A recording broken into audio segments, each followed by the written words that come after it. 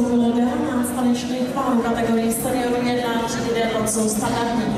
Já vás opět představím zastoupení jednotlivých tanečních klubů a jenom předesílám, že toto semifinále, které budete za chvíli tančit, bude v skutku mezinárodní. Máme zde 2 taneční páry ze Slovenské republiky, 1 polský pár a 9 tanečních párů z České republiky. Takže pojďme představit zastoupení tanečních klubů. Viva Nové Zámky, Slovensko. Taneční klub taneční školy Stále Trvá.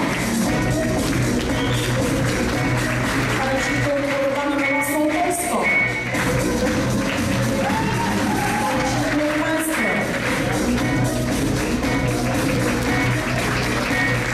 Dance Studio Ostrava. Taneční klub Fortuna Steel.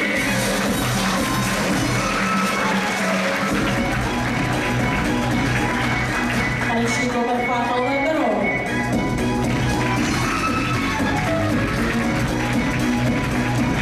Taneční klub Gradace Kroměříž.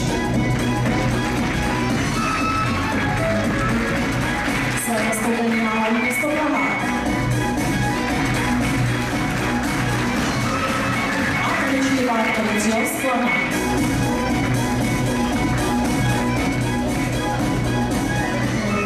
Na nikoho nezapomněla, pokud ano, tak se nám to ještě představit.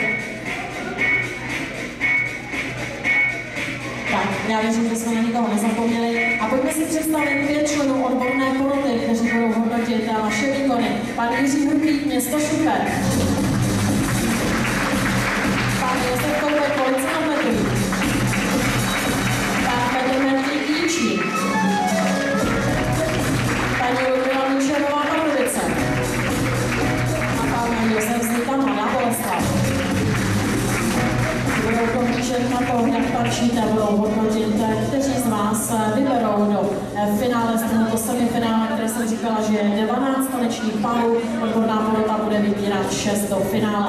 No, jak budete tančit? Máte před sebou 4 tance, tím prvním je samozřejmě vals a budeme měnit vaše složení pro jednotlivé tance v tanečních skupinách, takže já vás vždycky přečtu, abyste věděli, které taneční skupině tančíte. Pozvání pro páry skupiny prvé na tanec vals. Pár číslo 3, 22, 24, 25, 27 a 31.